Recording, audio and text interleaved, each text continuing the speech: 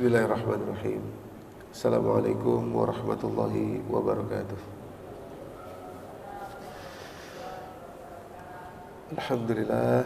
Alhamdulillahillazi anzala as-sakinata fi qulubil mu'minin liyazdadu imanan ma'a imanihim. Walillahi junudus samawati wal ard wa kana Allahu aliman hakima. Assalatu wassalam ala al-mab'utsir rahmatan lil alamin asyrafal anbiya'i wal mursalin wa ala alihi wa sahbihi ajma'in, amma ba'd. Ma'asyiral muslimin wal muslimat rahimakumullah, Bapak Ibu jamaah salat subuh Masjid Asmaul Husna yang dirahmati Allah. Alhamdulillah, semoga masa hidup yang masih Allah berikan kepada kita ini bisa kita pergunakan sebaik mungkin untuk memperbaiki kesalahan-kesalahan kita, untuk menambah bekal perjalanan pulang kita menuju Allah Subhanahu wa taala. Salat dan salam mari senantiasa kita sampaikan, curahkan kepada junjungan kita, qudwah hasanah kita, yakni Nabi kita Muhammad sallallahu alaihi wasallam. Demikian pula kepada seluruh keluarga, kepada seluruh sahabat beliau. Semoga kita istiqomah, terus belajar, terus mengamalkan dan mendakwahkan nilai-nilai yang beliau sallallahu alaihi wasallam telah ajarkan untuk kita semua. Bapak Ibu yang dirahmati Allah,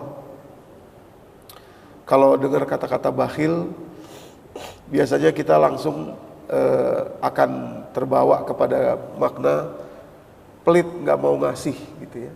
Padahal ternyata bakhil itu jauh lebih luas daripada itu. Dan yang berbahaya adalah karena bakhil ini merupakan sifat yang langsung bisa menutup pintu pertolongan Allah Subhanahu wa taala. Dalam hidup ini kita punya momen-momen di mana memang kita membutuhkan pertolongan Allah. Tidak ada yang lain yang bisa menyelesaikan kecuali pertolongan Allah saja. Salah satunya adalah nanti saat sakratul maut kita, Bapak Ibu yang dirahmati Allah. Mungkin saat sakratul maut itu keluarga kita ada di sekitar kita. Mungkin istri, bapak-bapak, ya, anak, ya, demikian pula ibu-ibu, suami dan anak. Tapi yang sedang berhadapan dengan maut itu kita sendiri. Yang sedang bertarung itu adalah kita sendiri. Dan saat itu kita butuh pertolongan Allah. Ya. Nah, banyak hal yang bisa mendatangkan pertolongan Allah. Tapi kalau pintu untuk masuknya pertolongan Allah itu masih tertutup, nah disitulah kita menyaksikan orang sulit mendapatkan pertolongan Allah. Ya. Saya ambil contoh, misalkan salah satu sifat atau kebiasaan yang bisa mendatangkan pertolongan Allah adalah sholat malam, Mbak. Sholat tahajud, ya. Surat 17 ayat 79 dan 80 gitu ya.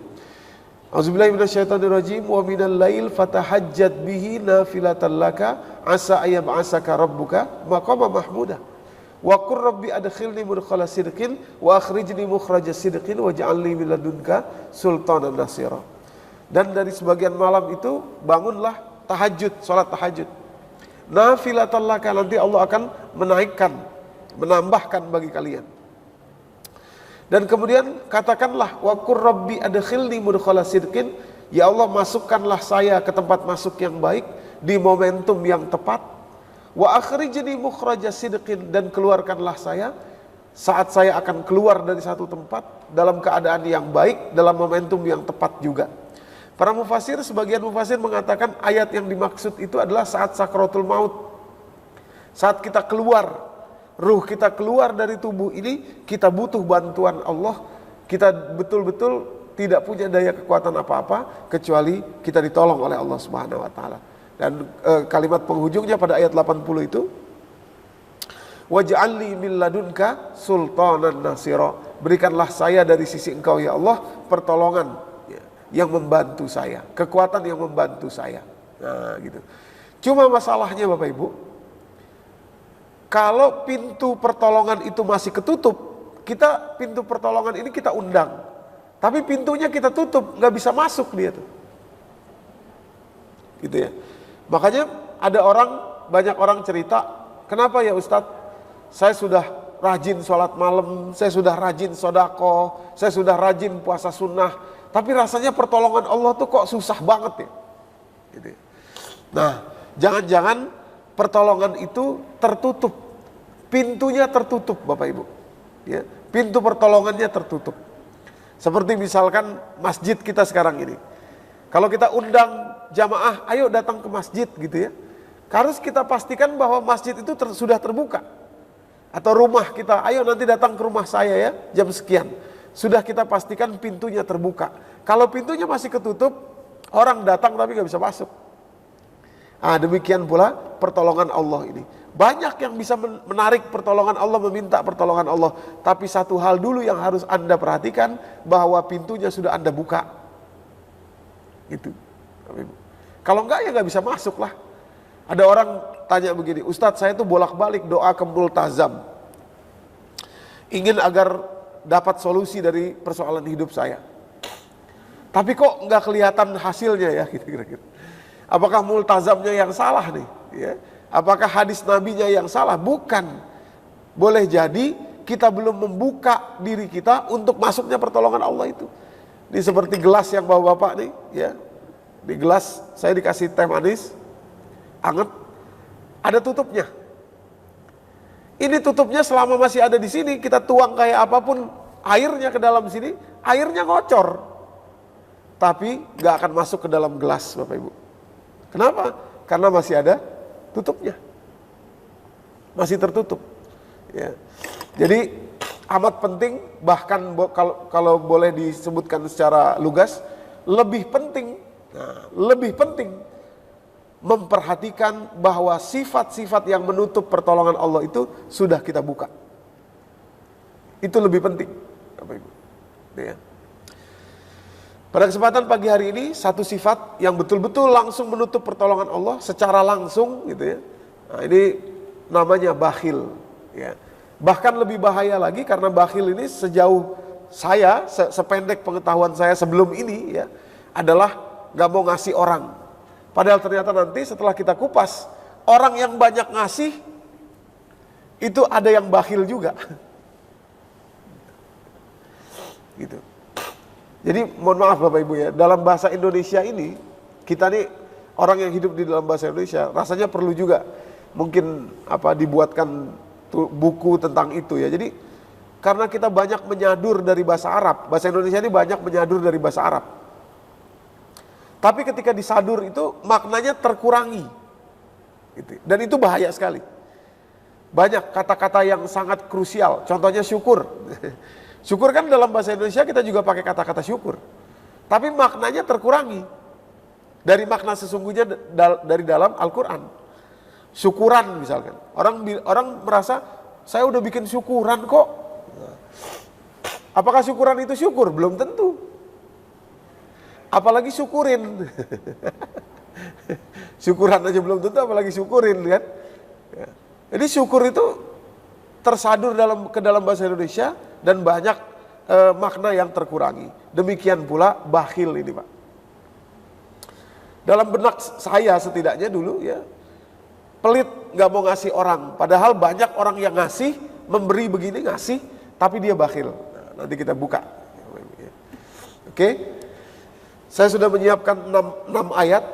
Sebetulnya banyak, tapi saya siapkan 6 ayat untuk menjelaskan bahwa bakhil itu bahaya sekali. Sebetulnya banyak, bolak-balik bakhil itu disebutkan dalam Al-Quran. Tapi mungkin saya sebutkan satu saja ayat tentang itu. Ini ada 6 yang lainnya nanti kita sebutkan kalau waktunya cukup. Nanti kita lebih penting lompat kepada apa saja definisinya, ya, ciri-cirinya gitu ya. Ini saya sebutkan surat Al-Lail, surat 92, ayat 8, 9, dan 10. Ini luar biasa, lugas, kalimatnya lugas sekali. Ya. Jadi Allah mengatakan, A'udzubillahi minasyaitonirrajim, wa amma man bakhila wastaghna. Wa ini wau a'taf namanya, yang menunjukkan bahwa kata-kata atau sifat istaghna itu artinya merasa cukup, tidak butuh bantuan Allah, gitu ya. Itu berasal dari bakhil, gitu ya. Demikian pula wa kazzaba bil husna, ini wawunya, mendustakan kebenaran. Mendustakan kebenaran itu juga berasal dari istaghna. Istaghna itu berasal dari bakhil, gitu ya. Jadi kalau kita jaga bakhilnya, maka akan terjaga tidak istaghna, ya, tidak sombong, sombong, tidak butuh bantuan Allah, dan juga tidak akan mendustai kebenaran. Wa kazzaba bil husna. Nah, kalau ada sifat itu, Bapak Ibu yang dirahmati Allah, apa kalimat Allah? Fasanu yassiruhu lil usra. Fasanu yassiruhu lil usra. Ya. Kami akan mudahkan, nuyassir, ya. Kami akan mudahkan dia masuk ke dalam kesulitan, Bapak Ibu yang dirahmati Allah. Ya. Kami akan mudahkan dia masuk ke dalam kesulitan. Fasanu yassir lil usra. Ini kalimat yang paradoks. Mudahkan masuk ke dalam kesulitan. Lugas sekali gitu. Ya. To the point banget, nah, kalau kata anak sekarang Allah tuh. Siapa yang punya sifat bakhil, kata Allah, saya akan mudahkan dia masuk ke dalam kesulitan. Kesulitan apa? Masya Allah, kesulitan hidup, terutama kesulitan nanti saat sakratul maut. Ya, kesulitan-kesulitan berikutnya, nanti di ujung kita bahas. Rasanya kok Allah jahat ya, dimudahkan masuk dalam kesulitan. Bukan Allah yang jahat, tapi ada mekanisme di dalam tubuh kita ini, Bapak Ibu yang dirahmati Allah. Kalau kita melakukan kebakhilan, otomatis akan menuju kepada kesulitan. Gitu ya. Nanti kita bahas di belakang insya Allah, Bapak Ibu. Jadi bakhil ya, wa amma man bakhila wastagna wa kazzaba bil husna fasanu yassiruhu lil usra. Kami akan mudahkan dia masuk atau terjerumus ke dalam kesulitan. Oke? Nah, ini nanti bakhil akan berdampak, ini menghasilkan kedengkian dan lain sebagainya, nanti kita bahas kalau waktunya cukup. Tapi saya pikir kita penting masuk ke dalam definisinya dulu. Apa saja bakhil itu? Nah, supaya kita mengerti ternyata bakhil itu bukan cuma kelihatannya orang nggak mau ngasih bakhil, bukan, gitu ya. Penting untuk dibahas ini, Bapak Ibu. Dalilnya mana? Quran surat ketiga 180. Ya. Quran surat Ali Imran ayat ke 180. Nah, ini kita masuk mendalami kalimat ini. Kalimatnya, auzubillahi minasyaitonirrajim. Wala yahsabannal ladzina yabkhulun. Janganlah orang-orang yang bakhil itu berpikir atau dia merasa bahwa kebakhilan itu baik kepada dia. Nah, apa saja yang dibakhili? Bakhil itu terhadap apa? Wala yahsabanna allazina yabkhuluna bima atahumullahu min fadlih. Bakhil itu ternyata bukan hanya kepada harta, Bapak Ibu, tapi kepada karunia Allah atau atas karunia Allah. Fadlan, ya. Fadlan itu beda sama rezeki. Kalau rezeki itu, Bapak Ibu yang dirahmati Allah, dalam kitab Lisanul Arab yang ditulis oleh Ibnu Manzur, dijelaskan rezeki itu nau'an, ada dua bentuk. Ada yang batinah, ada yang batin, dan ada yang jasmani. Jadi orang sehat rezeki, orang ada uangnya rezeki, gitu ya. Dan rezeki itu diberikan kepada siapa saja oleh Allah. Mau orang yang kafir, orang yang muslim, orang yang munafik, orang yang diberikan rezeki oleh Allah, Bapak Ibu. Tapi kalau fadlan itu lebih khusus lagi, karena itu karunia Allah Subhanahu wa taala. Boleh jadi ada rezeki yang menjadi karunia, tapi ada yang tidak menjadi karunia, menjadi istidraj misalkan rezeki itu.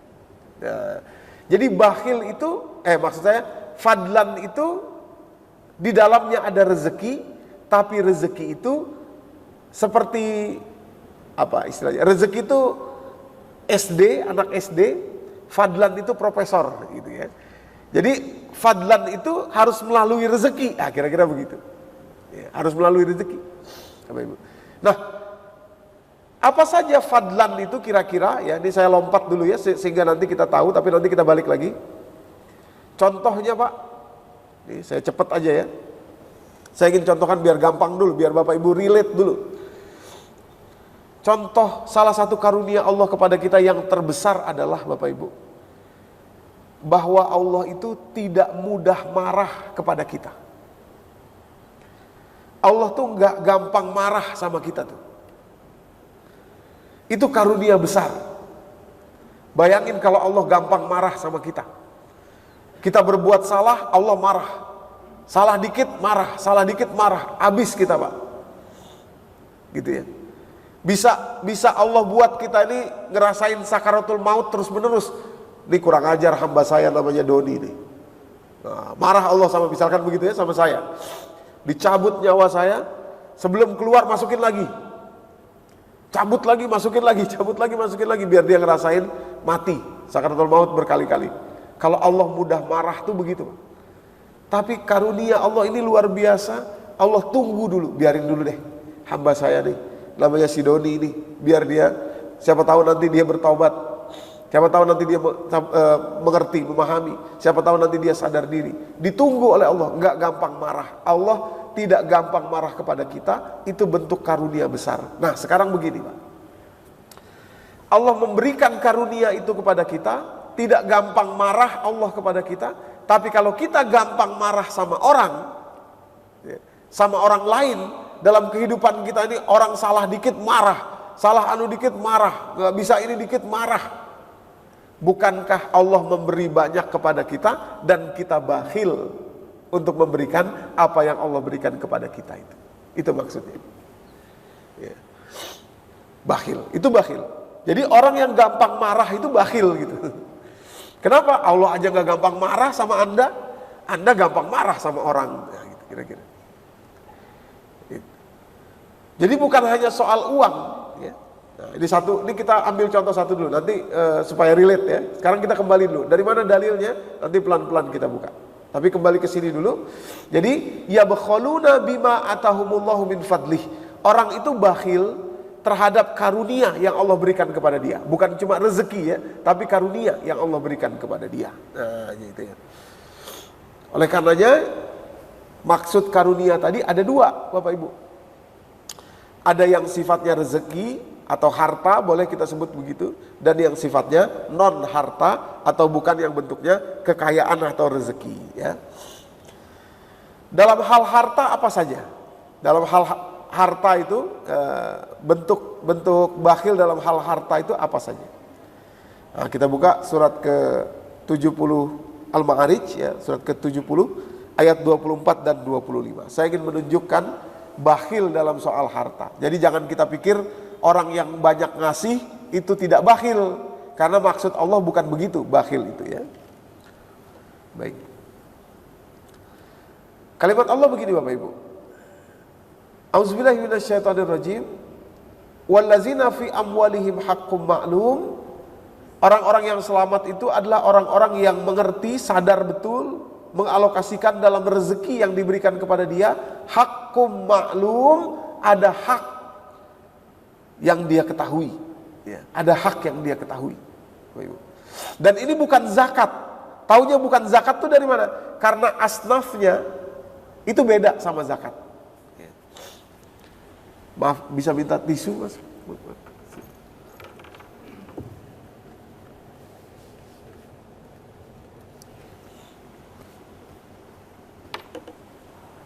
Ada.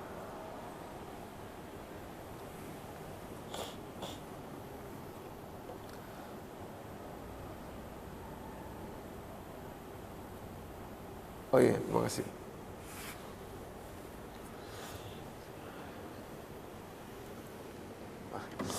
Terima kasih Pak. Maaf lagi agak pilek.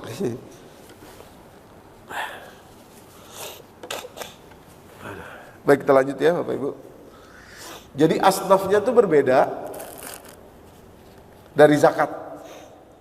Jadi kalau kalau orang itu sudah tidak bayar zakat, itu bukan lagi bakhil ukurannya Bapak Ibu. Oleh Sayyidina Abu Bakar itu disebut kafir. Orang tidak bayar zakat itu levelnya sudah bukan lagi level bakhil, gitu. Lebih tinggi lagi. Makanya oleh Sayyidina Abu Bakar diperangi itu orang yang tidak bayar zakat itu. Nah, ini bukan zakat. Kalau zakat itu sudah wajib. Jadi bakhil itu adalah orang yang di dalam hartanya itu dia tidak keluarkan hak.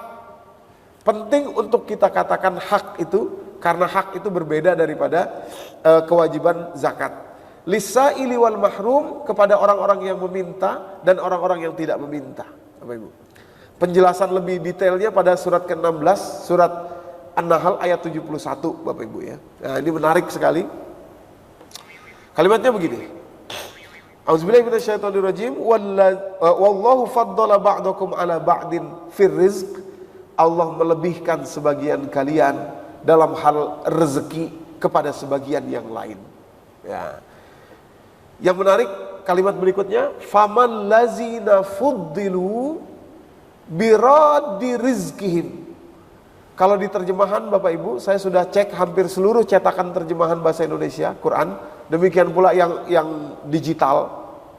Kalimat itu diartikan faman lazina fuddilu biraddi rizqihim itu, dan orang-orang yang diberikan rezeki yang lebih itu tidak mau memberikan. Kalau di terjemahan diartikan tidak mau memberikan rezekinya kepada orang yang berada ma malakat aimanuhum, yang berada di bawah tanggungannya. Bapak Ibu, kata-kata memberikan itu beda banget dari arti sesungguhnya kata-kata raddi. Faman lazina fuddilu biraddi rizqihim. Raddu itu harusnya artinya mengembalikan, Bapak Ibu. Raddu itu harusnya artinya mengembalikan. Gitu ya. Jadi kalau diartikan memberi sama diartikan mengembalikan, itu bedanya 180 derajat tuh. Bapak Ibu. Ya. Mana contohnya Bapak Ibu ya? Surat ke-6, surat Al-An'am ayat 62. Ada kata-kata raddu di situ. Yang artinya diartikan mengembalikan. Ya. Raddu sama tadi biraddi rizqihim gitu ya. Jadi di situ kalimatnya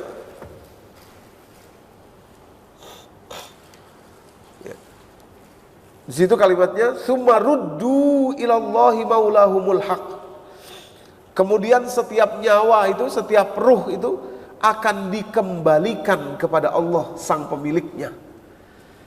Jadi kalau ada seseorang wafat itu kita tidak mengatakan oh dia sudah pergi ke sisi Allah. Salah itu. Kalau disebut pergi itu salah.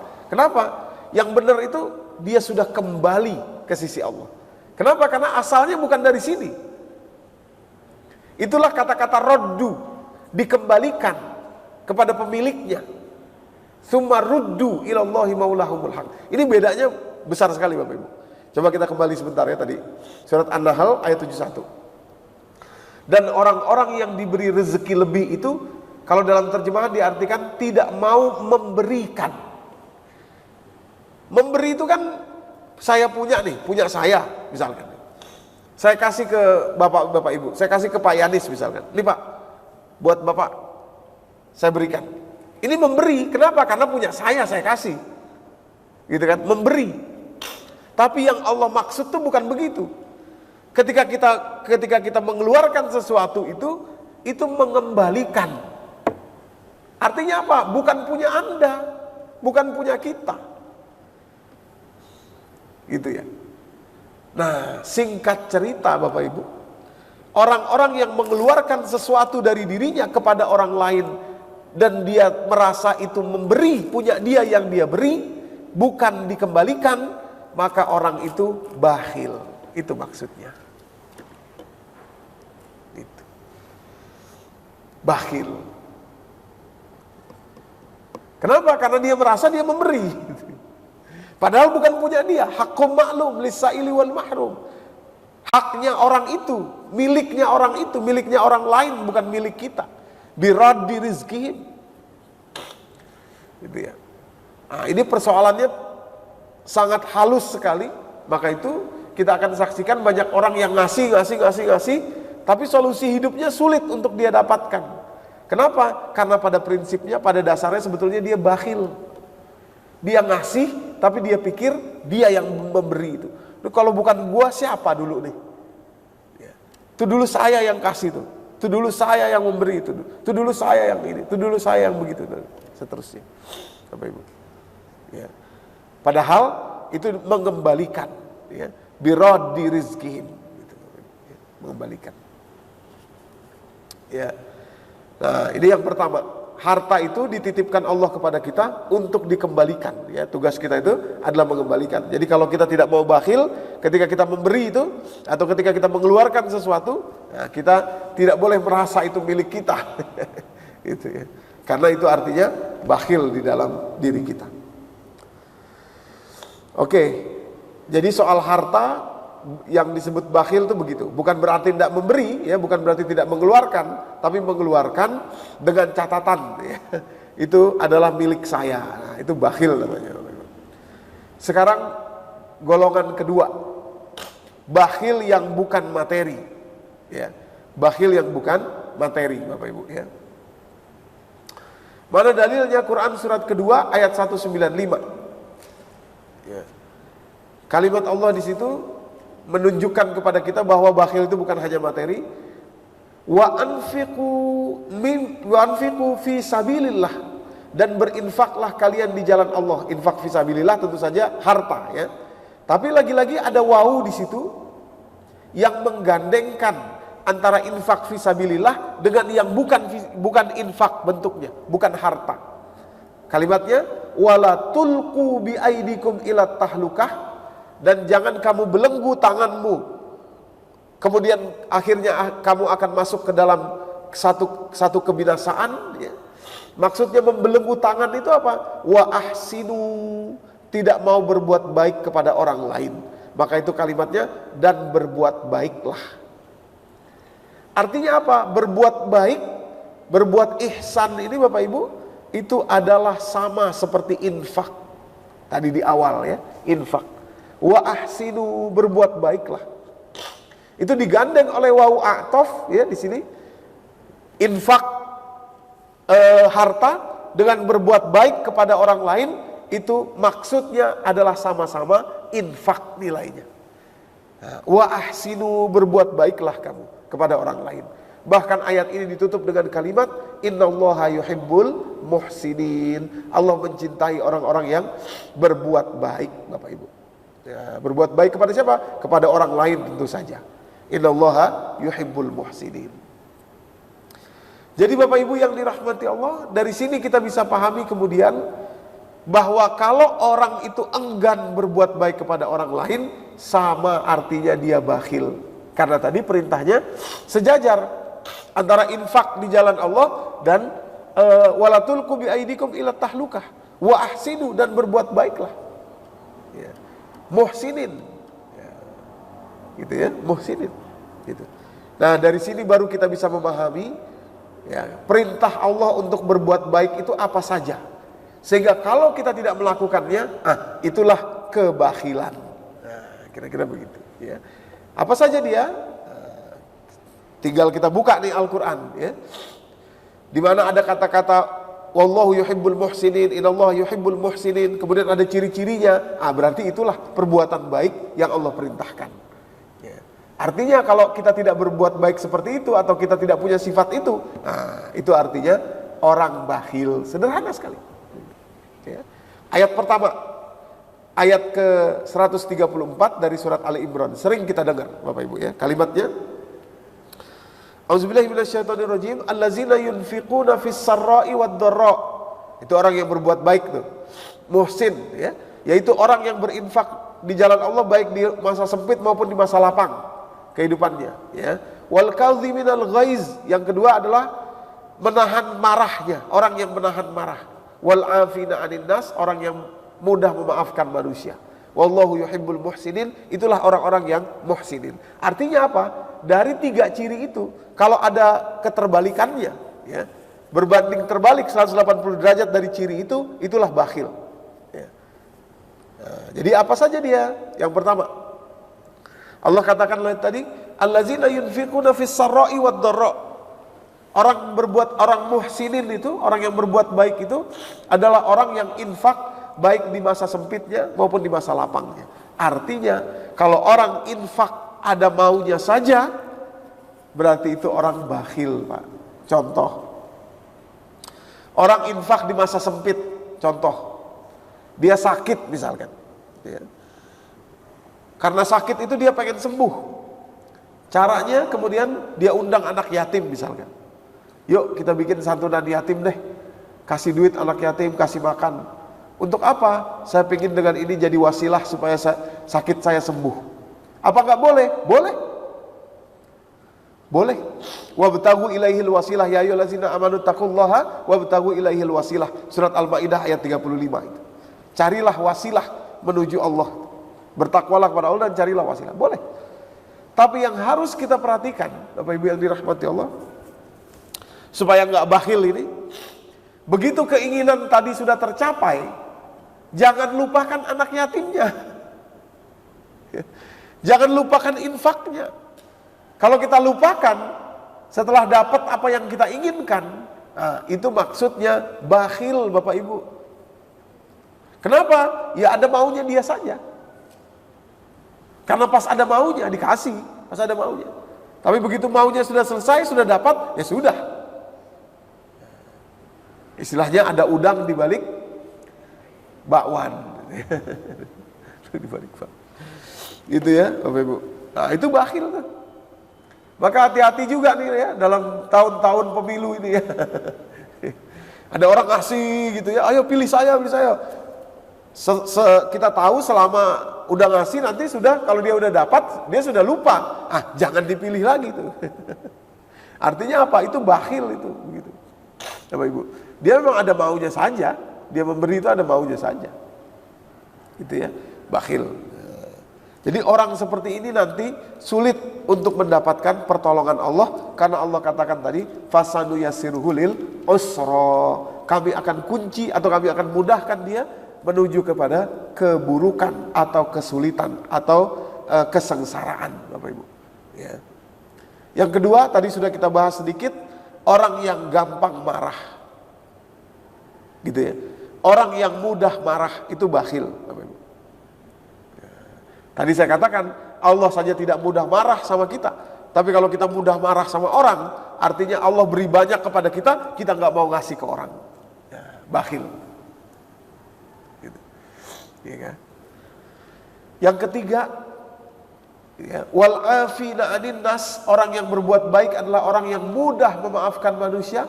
Berarti kebalikannya adalah orang yang susah memaafkan, sulit memaafkan orang lain, itu orang yang bakhil, Bapak Ibu. Sama, sederhana logikanya. Allah ngasih kepada kita, salah satu karunia besar Allah adalah Allah tuh mudah sekali memaafkan kita. Bapak Ibu, banyak dalilnya di dalam Al-Quran itu. Antara lain yang amat terkenal surat Az-Zumar, surat 39 ayat 53 itu, Bapak Ibu. Kalimat Allah, auzubillahi minasyaitonirrajim, qul li'ibadiyallazina asrafu ala anfusihim la taqnatu min rahmatillah innallaha yaghfiru dzunuba jami'a innahu huwal ghafurur rahim.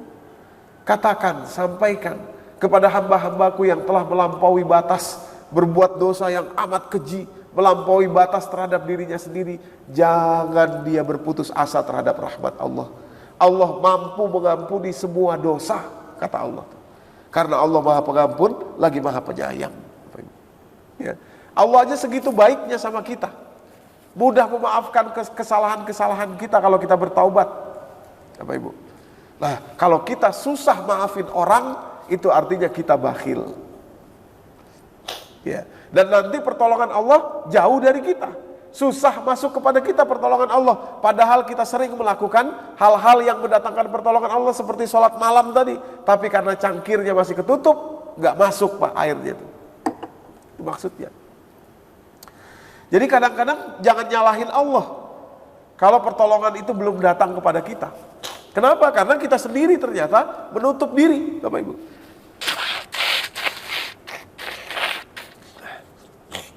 Mohon maaf ya. Kita sendiri ternyata menutup diri. Ya, sifat-sifat bakhil itu kita pelihara.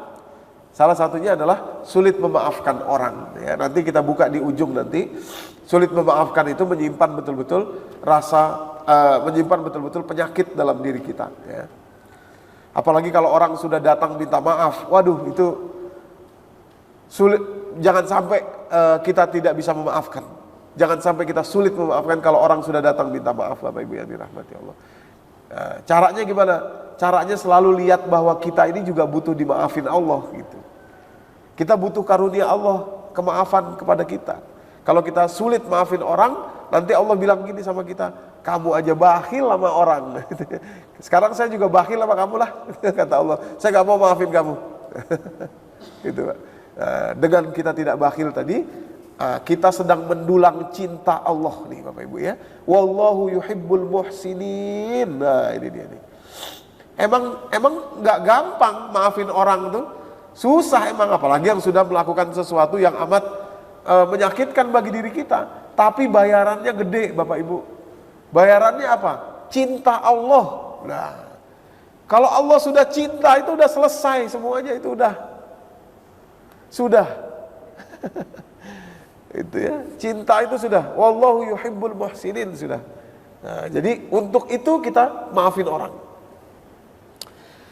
Ada jamaah bilang, "Waduh susah tapi Ustadz, itu dia sudah begini." Iya, memang susah. Karena itulah bayarannya mahal, ibu-ibu ya, bapak-bapak. Kalau mudah pasti bayarannya juga murah, gitu ya. Seperti piring, dapat piring, gampang tuh, tinggal tukar beli sabun berapa banyak dapat piring gitu ya, murah. Sekali jatuh pecah gitu ya, sekali geser dikit pecah, ringkih. Kenapa ya? Karena murah, dapat hadiahnya. Nah, yang mahal itu tentu hadiahnya, tentu pengorbanannya juga berat, Bapak Ibu yang dirahmati Allah. Wallahu yuhibbul muhsinin. Allah mencintai orang-orang yang berbuat kebaikan. Ya, itu 3 ya, sudah 3 ciri dari bakhil yang bukan harta. Sekarang masih di surat Ali Imran juga ada kalimat nanti pada ayat 148, wallahu yuhibbul muhsinin juga. Nah, ciri-ciri muhsininnya ada di 147-nya. Ya, apa saja dia? Kalimat Allah, wa ma kana qaulahum illa an qalu rabbana ighfir lana dzunubana wa israfana fi amrina wa tsabbit aqdamana wansurna 'alal qaumil kafirin. Nah, nanti pada ayat 148-nya, fa'atahumullahu thawabad dunya wa husna sawabil akhirah wallahu yuhibbul muhsinin. Nah, itu ya. Jadi ciri di sini di 147, orang-orang yang senantiasa mengatakan wa makana qaulahum, tidaklah perkataannya kecuali terus dia mengatakan rabbana ighfir lana dzunubana. Artinya orang yang gampang mengintrospeksi diri sendiri itu adalah orang yang berbuat baik. Kebalikannya adalah orang yang susah introspeksi diri sendiri, sulit mengintrospeksi dirinya sendiri, itu orang yang bakhil, Bapak Ibu. Gitu ya, bakhil. Jadi giliran introspeksi orang, mengintrospeksi orang lain, wah paling pinter. Ya. Sampai ke lubang jarum dia tahu tuh ada kesalahan orang di situ, dia tahu. Sampai ke ujung lautan sana, seberang lautan sana, dia bisa kelihatan itu ada kesalahan orang gitu. Tapi untuk dirinya sendiri, untuk introspeksi ke diri sendiri, itu sulit sekali. Nah, ini orang bakhil. Bakhilnya gimana? Ya karena dia tidak mau introspeksi itu, orang lain dirugikan kepada dia. Karena dia. Ya. Bayangkan kalau dalam satu keluarga misalkan, ada kepala keluarga, kita bapak-bapak misalkan, bisanya ngelihat kesalahan aja, diri sendiri susah sekali diintrospeksi. Akhirnya apa? Istrinya, anaknya merasa tertekan, merasa terbelenggu, ya, merasa luka batinnya. Akhirnya apa? Nanti anak kita itu, karena si orang tua ini susah introspeksi diri, si anak itu akan bersikap begitu juga kepada anaknya lagi. Anaknya lagi. Nah, dosa jariah yang kita terima, Bapak Ibu yang dirahmati Allah. Orang sering gak sadar tuh. Pokoknya dia paling benar aja. Sama gitu juga, ada seorang ibu di sebuah rumah tangga. Selalu dia merasa paling benar. Yang salah pasti suaminya, yang salah pasti anak-anaknya, orang lain. Ya. Maaf ya, saya cerita sedikit nih ibu-ibu. Ada seorang ibu yang curhat kepada saya. Karena emang yang curhat tuh seringnya ibu-ibu ya. Ada seorang ibu curhat begini, Ustadz, ya kenapa ya anak saya nih kok susah banget diajak untuk sesuai sama syariat agama. Padahal saya udah sekolahin dia di sekolah agama mahal lagi. Ya. Tapi ya begitulah ya, suruh sholat aja susah dan lain sebagainya. Terus ibu ini bilang begini, apa karena suami saya ya Ustadz? Suami saya kayaknya kurang dekat sama anak. Atau mungkin karena sekolahnya, karena teman-temannya begini, begitu. Atau mungkin karena sepupu-sepupunya kali ya. Atau karena lingkungan di rumah saya kali ya. Jadi sama ibu ini dirinci tuh, disebut. Kemungkinan anaknya itu tidak jadi anak yang soleh itu karena suami, karena sekolah, karena lingkungan, karena sepupu-sepupunya, karena ini, karena itu, karena kawan-kawannya, karena bla bla bla. Panjang, rinciannya itu panjang. Cuma satu yang gak ada dalam rincian itu. Yaitu apa? Dirinya sendiri. Jadi saya bilang aja, maaf ya Bu, Ibu kan minta pendapat saya. Iya. Kalau pendapat saya gak enak, maaf ya. Iya. Kenapa? Gimana Ustaz? Dari tadi Ibu sebut banyak rincian. Apa mungkin karena ini, karena itu, karena ini, karena itu, karena ini, karena itu, karena ini, karena itu. Tapi satu yang saya gak dengar. Yaitu apa? Apa mungkin karena saya belum menjadi orang tua yang cukup baik, belum menjadi ibu yang cukup baik ya? Itu susah tuh, kalau itu yang satu itu gak ada itu.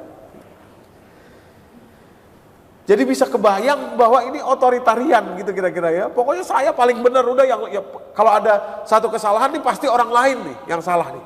Ini pasti dia nih, ini pasti anu nih, pasti ini nih, pasti itu nih, pasti ini. Saya nggak pernah salah. Gitu. Jangan-jangan persoalannya saya menduga keras, justru persoalannya adalah diri ibunya sendiri yang tidak mau pernah merasa bisa introspeksi itu. Nah, lain soal kalau orang bertanya-nya begini, Ustadz, gimana ya anak saya kok susah banget bla bla bla bla, padahal sudah sekolah di pesantren ini itu segala macam. Apakah saya belum menjadi ibu yang baik ya Ustadz? Kalau dimulai dari situ tuh enak sekali Pak, Bapak Ibu. Apakah saya belum menjadi orang tua yang baik ya? Nah, gitu juga, Bapak ada juga curhat juga kepada saya di jamaah di Depok, Ustadz kenapa ya anak saya tuh kok saya sekolahin di pesantren Ustadz? Iya. Tapi kok kemarin saya ditegur atau dipanggil oleh pesantren karena dia ketahuan merokok sama teman-temannya, kira-kira begitulah ya. Dipanggil saya. Kenapa ya kok pesantren nggak bisa mendidik anak sampai ini ya? Kok jadi kita yang disalahkan ya? Saya bilang, Pak, boleh nggak? Bapak kan minta pendapat saya. Pokoknya kalau ada orang minta pendapat saya tanya dulu. Anda nih minta pendapat saya, siap nggak dengerin pendapat saya? Siap Ustadz. Ya udah, oke, gitu saya bilang. Saya bilang, Pak, karena Bapak sudah minta pendapat saya akan bilang terus terang bahwa pesantren itu bukan mesin cuci. Jadi jangan Anda bayangkan masukin baju kotor, pencet, tunggu waktu, keluar bajunya sudah bersih. Bukan begitu cara kerjanya. Nggak bisa begitu. Jadi Anda sebagai orang tua itu harus bersama-sama dengan anak juga, walaupun tempatnya terpisah, menuju kepada Allah juga. Baru anak Anda di sana dijaga oleh Allah di pesantren. Jangan anak masukin pesantren, orang tuanya nonton Netflix aja kerjanya seharian di rumah itu. Itu apa-apaan, bukan mesin cuci pesantren itu. Silahkan anak Anda masukkan pesantren. Sebelum berangkat bilang sama anak, nah, Bapak ini nyesel gak belajar agama dari dulu. Sekarang kamu masih muda, kamu berangkat ke pesantren belajar. Selama kamu belajar di pesantren, ayah juga akan belajar agama di sini. Nanti kamu pulang, pasti kamu lebih pintar dari ayah. Ayah jadi murid pertama kamu ya, daftar. Wah, kalau begitu kata-katanya Pak, sudah. Nanti begitu anak pulang, dalam liburannya dia lihat bapaknya betul-betul sungguh-sungguh menepati janji bahwa belajar juga. Nah, dia pulang lagi kembali ke pesantren dengan semangat. Walaupun teman-temannya banyak yang gak beres, gak benar, dia gak akan terpengaruh. Kenapa? Dia tahu tujuan hidupnya sudah. Itu. Tapi coba kalau anak masukin pesantren, nak kamu belajar pesantren ya, nanti kamu ngafalin Quran, supaya nanti di akhirat kamu bisa kasih mahkota sama mama. Nah hadisnya kan begitu ya, kasih mahkota sama mama. Anaknya berangkatlah pesantren di sana, makan seadanya, tidur seadanya gitu ya. Begitu dia pulang liburan, dia lihat sehari-hari kerjaan ibunya cuma nonton TV, drakor tiap hari, drama Korea. Belanja-belanja, jalan-jalan ke sana kemari, apalagi adiknya diajak ikut belanja, main sana main sini. Ya otomatis anak ini merasa tidak adil lah. Gitu. Otomatis merasa tidak adil lah anak ini. Dan nanti di pesantren dia berpikir, ngapain juga? Susah-susah saya menghafal Quran, ujungnya nanti mahkotanya buat mama. Mama sehari-hari kerjanya nonton Netflix, nonton drama Korea di rumah. Enak amat mama. Gitu. Bapak Ibu. Nah itu sulit introspeksi, itu bakhil. Pelit. Pelit yang sesungguhnya gitu. Introspeksi kita sama diri kita sendiri. Itu. Ayo nak, kita ngafalin Quran. Kamu di pesantren, kamu masih muda. Biar kamu fokus. Selama kamu di sana, mama di sini juga akan terus menghafalkan Quran juga. Nanti kalau ada kesempatan, kamu pulang, kamu tolong simak ya hafalan mama. Tapi pasti gak akan secepat kamu. Wah, begitu anaknya pulang, dia lihat mamanya juga terus ngafalin Quran, terus setoran ke dia, gimana? Udah bener belum mama? Tolong perbaiki ya, tolong ini ya. Itu baru. Gitu. Baru anak akan imun. Dimanapun dia berada, dia kuat. Ya. Baru dia benar-benar punya tujuan yang baik. Tidak. Jadi jangan bayangkan pesantren itu seperti mesin cuci, mau enaknya aja. Masukin baju kotor, tinggal pencet, tunggu waktu, tidur-tidur, ya, nonton-nonton, makan-makan gitu ya. Tahu-tahu baju sudah bersih. Lah, apa-apaan, nggak bisa begitu. Harus introspeksi diri. Nah, jadi kalau orang susah introspeksi, ini adalah orang yang bakhil, Bapak Ibu. Berikutnya dari ayat itu, wa israfana fi amrina tadi kalimatnya ya. Wa israfana fi amrina nih. Israf. Apa itu israf? Israf itu berlebih-lebihan. Istilah anak sekarang lebay. Lebay dalam menyikapi hidup, Bapak Ibu. Ya. Lebay itu ada dua. Kalau yang lagi atas lebay, misalkan lagi punya duit, lagi ada duit, waduh, lebay. Contohnya apa? Wah, pengennya sesuatu yang lebih daripada kebiasaan dia. Wah, itu lebay juga. Nah, tapi yang banyak tuh lebay dalam yang minus, ya. Merasa paling sengsara di dunia, merasa orang lain gak peduli sama dia. Kalau beradik kakak, merasa dia sendiri yang dikucilkan oleh adik-adiknya, oleh kakak-kakaknya gitu ya. Padahal mah gak kayak gitu. Gitu ya. Biasa aja. Padahal mah biasa aja. Malah justru harusnya kita memberi gitu. Gitu ya. Kalau dalam keluarga dia yang merasa paling tidak diperhatikan, paling tidak adil, lebay, berlebihan dalam menyikapi hidup ini. Padahal mah biasa-biasa aja. Itu Bapak Ibu. Nah, itu pun adalah bakhil. Gitu ya, bakhil. Nah, ini lebay dalam hidup ini banyak ya contohnya Bapak Ibu yang dirahmati Allah. Kadang-kadang, maaf nih, saya ambil contoh lagi biar relate kepada kehidupan kita sehari-hari ya. Kadang ada orang curhat ke saya begini, Ustadz gimana ya, tolong saya pengen memberikan nasihat kepada ibu saya. Kenapa Bu? Ibu saya tuh orangnya memang dari dulu, rumah tuh pengennya bersih, sangat perfeksionis, sampai ditata betul begini begitu, sehingga sekarang beliau sudah punya cucu, dari saya cucu 3, dari adik saya cucu 2, dari adik saya yang satu lagi sudah ada cucu 2 juga. Kalau cucu pada ngumpul, neneknya ini selalu, jangan awas nanti itu, aduh ini gimana sih, ini pada kotor, ini anu. Sehingga anak-anak kami itu tidak mau lagi. Kalau diajak, ayo kita ke rumah nenek, males. Nanti dimarahin nenek, nanti dimarahin ini, awas itunya nanti jatuh, awas jangan begini, aduh ininya kotor, aduh ininya dibalikin lagi dong, aduh ininya begini. Malas cucu-cucunya, Bapak Ibu. Nah, itu berlebih-lebihan, lebay dalam hidup ini. Ya namanya anak kecil, kalau kita sudah punya cucu, punya anak kecil, ya pasti akan berantakan lah. Itu kan rezeki yang Allah berikan juga kepada kita, artinya kita harus siap. Kalau perlu rumahnya dimodifikasi, tidak ada lagi barang yang mudah jatuh. Kenapa? Sekarang sudah punya cucu. Ya. Nanti kalau cucu datang, dia akan lari-larian. Gitu Bapak Ibu.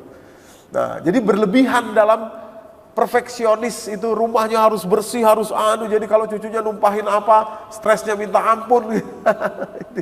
Kalau cucunya apa, misalnya, waduh, itu terjadi loh Bapak Ibu. Banyak hal yang seperti itu. Sehingga hubungannya retak nih. Ya, maaf ya, apalagi kalau kepada menantunya. Kalau menantu itu kan kalau lihat anaknya dimarahin gitu sama mertuanya gitu ya, kan nanti jadinya kesel tuh menantunya tuh. Ya, udahlah gak usah lagi, udah jangan dulu deh ke rumah ibu gitu misalkan ya, jangan lagi ke rumah, nanti aja deh, akhirnya hubungannya jadi rusak karena berlebih-lebihan dalam menyikapi hidup tadi itu Bapak Ibu ya. Jadi itu bentuk bakhil ya, justru kita jarang sadar itu ya, dan itu amat berbahaya karena bisa menutup pintu pertolongan Allah kepada kita. Berikutnya sudah berapa tadi? Sudah 5 ya. Berikutnya surat Al-Maidah, surat kelima ayat ke-13, Bapak Ibu. Nah, kalimat Allah begini, "Fabima naqdihim mitsaqahum la'annahum wa ja'alna qulubahum qasiyah." Ya, Allah jadikan hati orang itu keras. Nah, ini contohnya adalah orang Yahudi. Nanti ujung-ujungnya innallaha yuhibbul muhsinin. Artinya Allah mengajak kita untuk tidak memiliki sifat seperti itu. Nah, itu kalau tidak punya sifat seperti itu artinya orang yang muhsin, berbuat kebaikan, ya. Qulubuhum qasiyah yuharrifunal kalima amma wadi'ihi wa nasu hazzam mimma dzukkiru bi wa la tazalu tattali'u ala kha'inatin minhum illa qalilan minhum. Ada dua di sini. Yang pertama hatinya keras, dan yang kedua nanti orang yang mudah berkhianat. Nah, jadi orang yang tidak berbuat baik kepada orang lain itu hatinya keras. Dalam contoh Yahudi, karena Yahudi itu yang menjadi khitab dalam ayat tadi itu, orang Yahudi itu paling susah mengakui kelebihan orang lain, Bapak Ibu. Susah banget itu. Wa min ahlil kitabi man in ta'manhu biqintari yu'addihi ilaik wa minhum man in ta'manhu bidinarin la yu'addihi ilaika illa ma dumta alaihi qa'ima zalika bi annahum qalu laisa alaina fil ummiyina sabil wa yaquluna 'ala Allahil kadziba wa hum ya'lamun. Dalam penghujung dalam penghujung juz yang ketiga itu surat Ali Imran. Bapak Ibu yang dirahmati Allah. Jadi di antara ahlul kitab itu ada orang-orang yang kalau kamu berikan uang banyak kepada dia, diamanahi, dia akan mengembalikan. Tapi di antara mereka ada orang-orang yang bahkan kalau kamu berikan 1 dinar saja kepada dia, itu nggak akan bisa kembali lagi tuh. Bukan dia nggak punya uang, tapi karena dia tidak mau mengakui kelebihan orang lain. Zalika bi annahum qalu laisa alaina fil ummiyina sabil. Mereka bilang nggak ada urusan sama kami orang yang mengikuti seseorang yang tidak bisa baca tulis. Maksudnya kaum muslimin mengikuti Rasulullah tidak bisa baca tulis. Dia nggak mau sama berurusan sama kita. Jadi kalau dia itu banyak kejadian Pak di luar negeri. Kalau orang Yahudi ini punya toko, dia Yahudi. Itu kalau dia lihat yang belanja ini Muslim, itu kembaliannya itu nggak mau dikembaliin sama dia tuh, kecuali minta. Saya punya pengalaman beberapa kali itu. Ya orang-orang di teman-teman di luar negeri cerita, Bapak Ibu yang dirahmati Allah. Nggak mau dikembaliin kembaliannya itu, kecuali kita minta, gitu ya. Dan itu bukan apa-apa, karena dia tidak mau mengakui bahwa Nabi Muhammad itu adalah Nabi akhir zaman. Dia tidak mau mengakui bahwa Islam itulah agama akhir, agama yang sebaik-baiknya, yang sekarang ini, Bapak Ibu. Dia nggak mau mengakui itu. Makanya kita saksikan di Palestina sekarang, orang-orang Yahudi itu sampai-sampai ini berita terakhir kemarin, kuburan warga Yahudi yang sudah dikubur nih Pak, dibongkar lagi. Mayatnya dikeluarin, diinjak pakai bulldozer. Mayatnya itu Pak, ditusuk-tusuk pakai bayonet, pakai senapan. Dan itu dilaporkan oleh Al Jazeera. Segitunya, segitu pengecutnya dan segitu tidak mau mengakuinya. Jadi orang Yahudi itu bukan cuma kepada orang Islam. Banyak video beredar itu orang-orang yang Katolik, Kristen juga digituin sama mereka. Karena mereka tidak mau mengakui orang lain. Gitu Bapak Ibu. Itu orang Yahudi itu. Jadi sifat itu sifat bakhil. Nah kalau kita susah mengakui kelebihan orang, itu artinya kita bakhil. Bakhil. Maaf ya, saya ambil contoh lagi supaya langsung relate kepada kehidupan kita nih. Ada curhatan lagi nih ya. Ini enaknya kalau banyak jamaah yang curhat, saya banyak bisa menjelaskan gitu ya. Saya udah izin juga kepada jamaah-jamaah itu, boleh gak saya ambil kisah ini untuk memberikan pelajaran kepada orang lain gitu ya. Ada seorang jamaah curhat begini, Ustadz kenapa ya, saya ini udah nikah sama suami saya itu kurang lebih 18 tahun apa gitu ya. Kenapa Bu? Selama 18 tahun ini saya berusaha untuk mendekati ibu mertua saya, tapi kayaknya gak berhasil Ustadz. Kayaknya beliau memang sentimen kepada saya. Loh kok ibu bilang begitu? Iya. Saya berusaha masakin masakan kesukaan beliau berkali-kali, tapi selalu aja ada salahnya. Jadi misalkan dikasih contoh, ibu mertuanya suka sekali sayur lodeh. Dimasakinlah sama mantunya di sayur lodeh. Ya, Ma nanti besok saya mau masak sayur lodeh ya, gitu kira-kira. Oh iya. Datang bawa sayur lodeh. Coba Ibu, ya. Kata si ibu itu cerita, mertuanya langsung bilang, begitu sayur lodehnya dicicipin, kalimat pertama yang bilang tuh begini, kamu tuh kalau di depan suaminya, di depan mertua laki-lakinya juga semua orang, dia bilang cerita begitu. Kamu tuh kalau masak sayur lodeh, terongnya ini dimasukinnya belakangan. Jagung sama wortelnya dulu dimasukin duluan. Nanti kalau sudah empuk baru terakhir masukin terong. Terong itu kan gampang hancur. Nah, jadi nggak gampang hancur terongnya. Itu teknik loh untuk masak kayak sayur lodeh begini. Jadi selalu berhasil melihat kekurangan dalam setiap kelebihan. Gitu. Bapak Ibu. Alangkah baiknya kan misalkan menantunya sudah coba mendekati gitu ya. Nah, sebelum ini ditelepon dulu, Ma besok saya mau bikinin sayur lodeh ya. Oh ya. Datang sayur lodeh. Kan ada baiknya dipuji dulu, alhamdulillah terima kasih ya nak, sayur lodehnya enak ini. Nah, nanti kamu kalau mau bikin sayur lodeh lebih bagus lagi, wortelnya duluan sama jagungnya yang dimasukin, karena dia kan butuh waktu lama, intinya supaya empuk. Sudah empuk baru masukin terongnya belakangan supaya terongnya masih ada krenyes-krenyesnya juga. Nah, kan itu enak. Tapi karena ada sentimen tadi itu, maka tidak bisa melihat, tidak bisa memuji kelebihan orang lain. Karena dia tidak suka gitu ya. Ada yang satu yang dia tidak suka. Ya, kata si ibu ini yang curhat ini,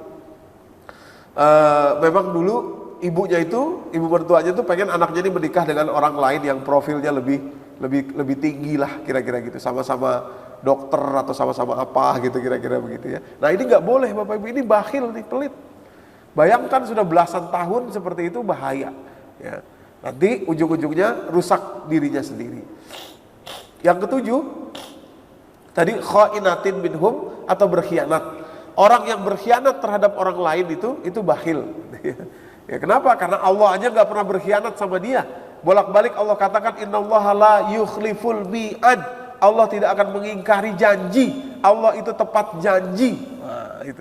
Nah, kalau kita dipercaya orang terus kita tidak melaksanakannya, nah itu bakhil Bapak Ibu. Bakhil ya. Maka itu kadang-kadang saya kalau diundang ceramah misalkan gitu. Kalau nggak bisa, saya harus katakan bahwa saya nggak bisa. Itu bukan apa-apa supaya saya tidak mengkhianati kepercayaan orang, gitu ya.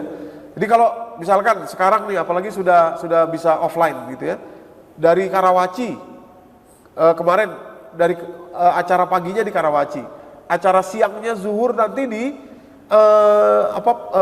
Jakarta gitu. Nah, ini takutnya nggak keburu nih. Paginya di Karawaci, siangnya di sana karena macetnya luar biasa, pernah terjadi. Nah, terpaksa, maaf Pak, saya nggak bisa. Maaf saya nggak bisa.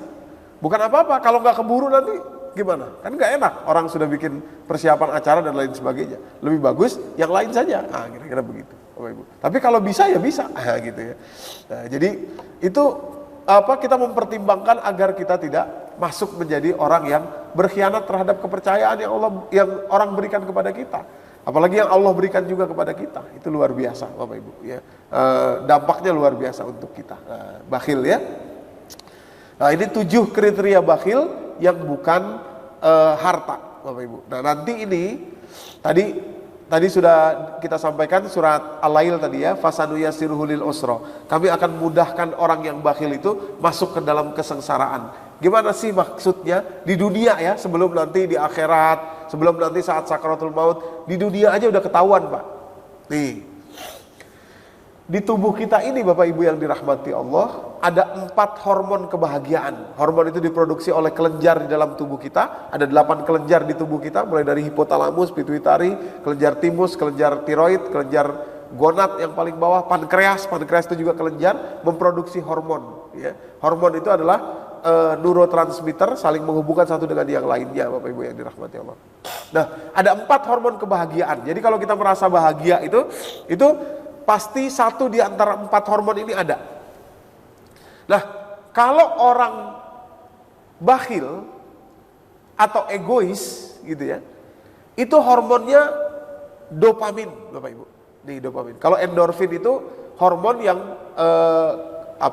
dihasilkan oleh tubuh kita ketika kita memaksa otot bekerja lebih daripada mestinya.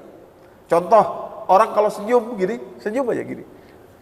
Tanpa ada maksud apa-apa, cuma gini aja senyum. Itu lama-lama akan seneng dia. Kenapa? Hormon endorfinnya mengalir. Gitu. Gini aja, terus segini senyum aja. Nah, makanya satu terapi buat ngantuk, Mbak, ya, kalau kita bawa mobil lagi ngantuk tuh, karena kan makan kacang gitu ya, makan kacang tuh nggak lama, gitu ya. Ngantuknya akan kembali lagi. Yang bisa bertahan lama apa? Senyum. Senyum. Paksain senyum begini. Terus nanti ngantuknya hilang, beneran. Kenapa? Karena hormon melatonin sudah dibasuh oleh hormon endorfin. Bapak Ibu. Begitu juga orang makan pedes. Kan ada orang makan pedes tuh gembira, seneng ya. Waduh, enak banget pedes. Pedes itu bukan rasa. Pedes itu adalah proses untuk pecahnya beberapa saraf di dalam di dalam tubuh kita itu, dan karena dia rusak, maka endorfin mengalir. Endorfin mengalir itulah rasa senengnya. Jadi kita pikir, oh enak makan pedas seneng, bukan rasa dia, tapi dia merusak beberapa reseptor di dalam rongga mulut kita. Maka itu pedas itu langsung nambah terus nanti dosisnya, dosisnya nambah terus. Jadi pedas itu bukan rasa, gitu ya. Itu juga endorfin. Sama juga orang kalau lari, biasa lari pagi, biasa olahraga, terus nggak olahraga, sakit badannya. Kenapa? Karena tidak ada endorfin. Nah, gitu ya. Jadi itu bisa dilakukan sendiri, ego, selfish. Yang kedua namanya dopamin, Pak. Nah, ini orang bakhil itu dopamin. Dopamin itu apa? Dopamin itu adalah hormon bahagia, seneng, ketika kita berhasil mendapatkan apa yang kita mau. Apa yang kita mau untuk diri kita. Berhasil dapat, seneng, nah itu dopamin. Bagus ada dopamin, boleh ada dopamin, tapi kalau dopamin ini terus yang menjadi hormon kebahagiaan kita, dia akan adiktif, Pak nih. Nah, ini ya. Kecanduan dopamin itu. Itu sebabnya dalam bahasa Inggris salah satu kata-kata untuk morfin adalah dope. Ya, diambil dari dopamin. Gitu. Jadi misalkan ada orang infak. Tadi ya, infak. Tapi karena dia bakhil, dia maunya untuk dirinya aja. Dia seneng. Alhamdulillah saya udah sembuh nih. Kemarin kasih makan anak yatim, alhamdulillah. Seneng tuh, hormon dopamin. Tapi dopamin itu adiktif sifatnya. Candu. Nanti tambah lama tambah banyak dosisnya. Ya. Kalau infak maunya ditampilkan. Kalau orang lupa menampilkan, dia marah, dia kesel. Kenapa? Karena dopaminnya tidak mengalir. Bapak Ibu. Nah, orang yang tidak egois atau orang yang tidak bakhil, itu hormon kebahagiaannya serotonin, Bapak Ibu nih. Serotonin. Itu bahagia juga. Tapi bahagia ketika melihat orang lain bahagia, bukan untuk dirinya. Nah, jadi sifatnya bonding, keterikatan kepada orang lain, kepada Allah, kepada siapapun. Ya, jadi bukan kepada dirinya. Nah, maka itu ada kalimat di sini, inspire giving, gitu ya. Ingin memberi. Jadi memberi betul-betul tidak ada tanpa ada imbal balik pun gak ada masalah. Karena kenapa? Karena dia seneng, dia bahagia ketika orang lain itu bisa mendapatkan. Itu kebahagiaan juga. Nah, kalau dopaminnya banyak, otomatis serotoninnya sedikit. Artinya kalau orang bakhil pasti dia tidak baik. Nah, kira-kira begitu ya. Sementara orang kalau kekurangan serotonin, Bapak Ibu yang dirahmati Allah, ujung-ujungnya dia akan mudah depresi. Ya. Terlalu sedikit serotonin akan membawa orang menjadi depresi. Kebanyakan dopamin akan adiksi, terlalu sedikit serotonin akan depresi. Maka itu orang yang bakhil itu depresi, susah bahagia. Tadi cucunya datang karena dia bakhil, perfeksionis tadi, depresi dia. Kenapa? Karena melihat rumahnya berantakan, ini itu dan lain sebagainya. Orang yang susah memaafkan orang lain, depresi itu. Ya. Kenapa? Karena di dalam hatinya selalu ada dendam. Bapak Ibu yang dirahmati Allah. Ini yang dimaksud fasanuyasiruhu lil usra. Kami akan masukkan, mudahkan dia masuk ke dalam kesengsaraan. Di dunia saja, di badan saja sudah ketahuan. Belum lagi nanti saat sakratul maut, saat di akhirat dan seterusnya, Bapak Ibu. Gitu ya. fasanu yasiruhu lil usra. Ya, terakhir saya ingin tampilkan ini ada penelitian yang pernah dilakukan di Harvard University, Bapak Ibu. Jadi mahasiswa dibagi dua golongan, ya dua kelompok, sama-sama dikasih duit setiap mahasiswa, cukup banyak uangnya dikasih. Nah, yang kelompok sebelah sana diminta untuk uangnya itu diberikan kepada orang lain. Nah, jadi mereka tuh nanti difoto ininya DNA-nya, kemudian diukur tekanan darahnya sebelum dan sesudah untuk tahu apa yang terjadi kepada dua kelompok yang berbeda ini. Kelompok pertama dikasih duit, ini di Harvard dan di Columbia University di Kanada ya. Kemudian menjadi buku, itu sudah ada bukunya dari hasil penelitian tadi. Tapi saya nggak tahu apakah sudah ada terjemahannya dalam bahasa Indonesia. Judulnya Happy Money. Duit itu bisa bikin bahagia, tapi caranya diberikan kepada orang lain. Gitu, Pak. Sederhananya itu begitu. Diberikan kepada orang lain tanpa mengharapkan apapun. Itu bahagia. Bahagianya apa? Serotonin. Nah, gitu. Jadi dua kelompok mahasiswa ini sama-sama dikasih uang. Yang satu disuruh uang ini jangan kamu belanjakan untuk dirimu sendiri, tapi belanjakan untuk orang lain. Yang satu lagi terserah kamu mau belanjain untuk apa. Untuk dirimu sendiri boleh, silakan. Diukur nih dua kelompok yang berbeda ini Bapak Ibu.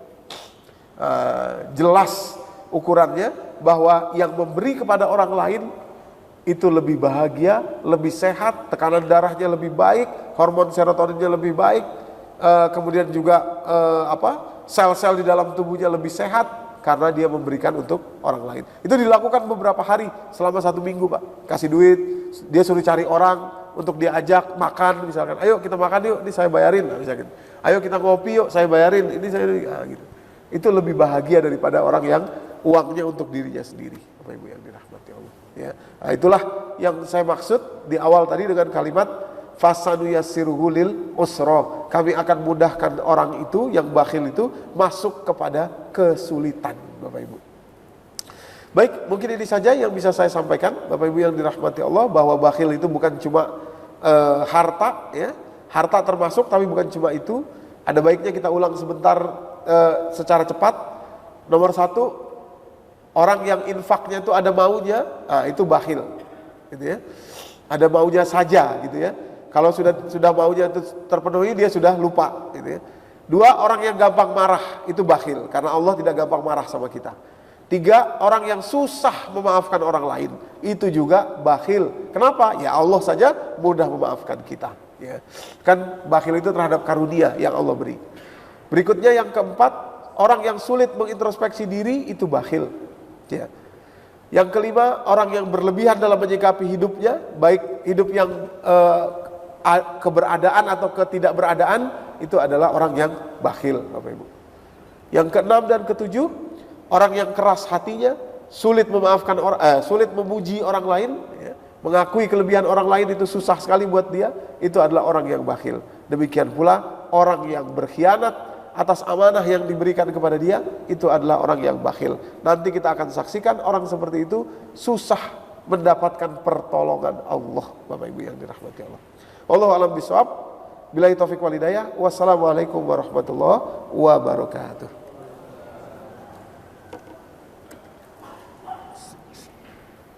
Silakan, mau ada ya, kalau ada yang mau bertanya atau menambahkan silakan.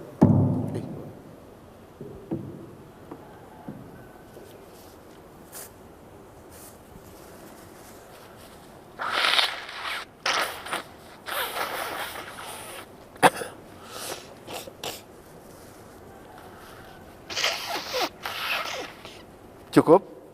Baik. Baik, terima kasih Bapak Ibu yang dirahmati Allah. Mudah-mudahan apa yang kita pelajari bisa mudah kita amalkan, ya, sehingga pintu pertolongan Allah nanti mudah kita buka. Jadi datang pertolongan Allah, sudah mudah masuk pertolongan Allah kepada diri kita karena kita sudah membuka pintunya. Kita butuh pertolongan Allah itu setiap saat, ya. Bahkan saat yang amat krusial nanti adalah ketika kita berhadapan dengan maut, ya, saat kita sakratul maut. Wallahu a'lam bishawab. Kita tutup dengan doa kafaratul majlis. Subhanaka Allahumma wa bihamdika asyhadu an la ilaha illa anta astaghfiruka wa atubu ilaik. Billahi taufiq wal hidayah. Wassalamualaikum warahmatullahi wabarakatuh.